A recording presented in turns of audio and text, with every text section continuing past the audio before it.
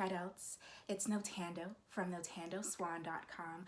I am a family doctor who is passionate about travel and writing and learning languages, and the list goes on. But today I wanted to give you some tips on how to remain calm in situations of high stress or panic. And the tips that I'm going to give you are going to lead into some ideas about things to do and things to avoid during situations of high stress or panic. So let's get started. My first tip is to recognize your trigger and accept it for what it is. Don't make it any bigger or smaller than it needs to be. Now, I have been known to make something as simple as doing laundry a bigger deal than it needs to be, and that can be a pretty stressful time. Recognizing your trigger and accepting it for what it is really important, because once you do that, then you can move into step 2, which is to decide what your role is. What is your next best step? Something small that you can do to move you from a place of inaction into a place of action. Once you've decided on step 2, your next best step, then you can root firmly into your support systems, because during times of high stress, we really need to pull on our friends and family who bolster us up. In step 4, I want you to refuse to take on other people's drama. Now, this is a hard one, I know, but I can make myself anxious all by myself. I do not need other people's drama and other people's opinions to add to that.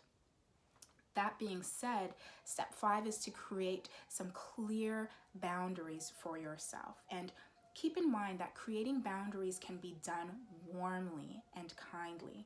And you also don't explicitly need to say your boundaries. You can simply act them out. So for example, you could simply silence someone on social media if you're finding that they are not helping. Lastly, in step 6, I want you to take this opportunity for growth. Now, I know that's easier said than done. How do you remain calm in a stressful situation and somehow create growth for yourself? Let's turn that into something practical for you. Here are 2 things that I suggest you do, and some things that I suggest you avoid during situations of high stress. I would suggest that you take something off of your to-do list. In fact, take a few things off of your to-do list if you can.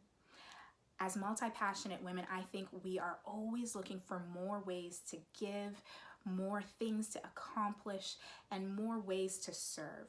But during situations of high stress, if we ourselves want to grow, it's the perfect opportunity to reflect on what we have been doing and what we've committed to doing, and eliminating some of those things.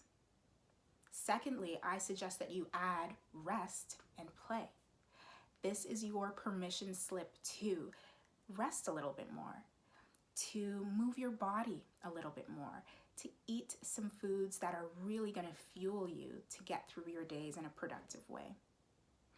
Lastly, during times of high stress, I would strongly suggest that you avoid doing the following: comparing yourself to others, using harmful media or consuming too much harmful media, falling back into negative thought patterns, and lastly, falling back into negative habits.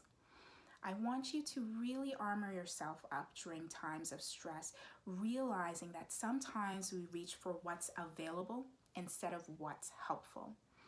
If you have any health concerns that are exacerbated by stress, or if you have any habits that are more tempting during stressful times, then please be mindful of this and reach out to your healthcare provider or whoever else is on your team when it comes to your health.